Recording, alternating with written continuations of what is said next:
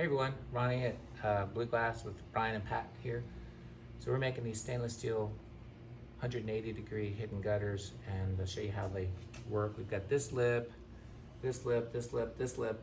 All of this is welded solid. It's probably about 70 yards of TIG welds. We've got a 3-inch pipe we've welded in, and we're water testing it. And Brian had a good idea. We're putting this radius 1/4-inch rod on the front. These are bear clips to hold it, and then we got the EPDM.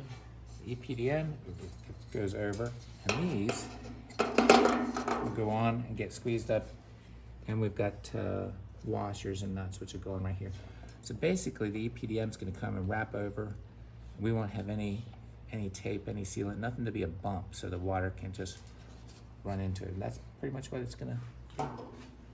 Y'all take care.